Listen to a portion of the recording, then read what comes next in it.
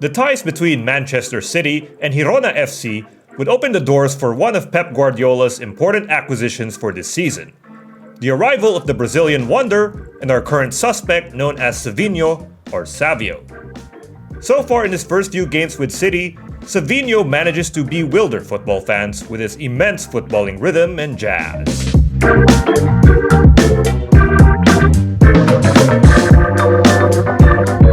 Last season, Manchester City managed to win the English Premier League, despite the heavy resistance from Mikel Arteta's Arsenal, who nearly could have ended their trophyless drought and snatched the championship against their English rivals.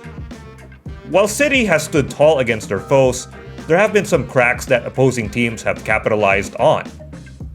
Many teams drew inspiration from Inter Milan's defensive game plan against Man City during the Champions League finale, where they would go for a low block and deny the central areas to limit the impact of City's overloads.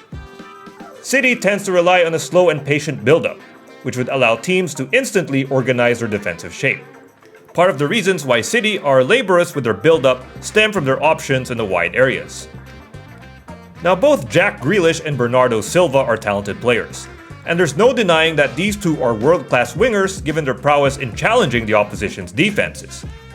However, it can be argued that these two players are very cautious and calculated with their movements, and City are in desperate need of a player who can diversify their game plan. Jeremy Doku is one of them, and he's slowly proving to be one of the most threatening attacking options in the Premier League. But now he isn't alone, as City's acquisition of Savinho would supplement Doku and the rest of the squad. Savinho adds a different dimension in City's offense, as he is a winger who offers a lot of explosiveness with his dribbling, contrasting both Grealish and Silva. This ultimately causes nightmares to the opposition's defense, and so far Savinho has managed to wreak havoc both in the wide and central areas. For example, against Arsenal, Savinho managed to fool Calafiori and drifted in the half spaces. His lightning-quick dribbles managed to attract Arsenal's defenders towards him, creating space for Haaland to score the goal. But his ability to drift in the central areas would also mean that opposing fullbacks can also be forced to follow him, creating space for his teammates to attack the wide areas. Given his movements, there have been instances when Savinho would interchange positions with Bernardo Silva. Silva can utilize his dual role of being a playmaker in the central or wide areas, while also dueling past fullbacks. And we've seen matches where Bernardo Silva's movements towards the central areas would benefit City, as this might create space for players like Erling Haaland. If needed, Savinho can still do damage on the wide areas, as seen against Chelsea, where he became a nightmare to their defense, specifically Marc Cucurella.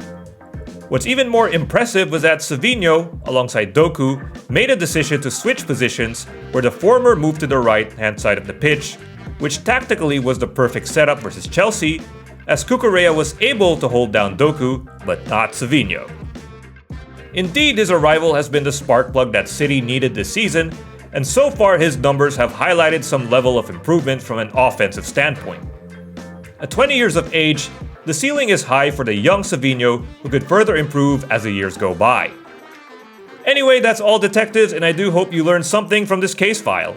If you wish to express your own investigations and analysis on Savinho, feel free to do so in the comments section.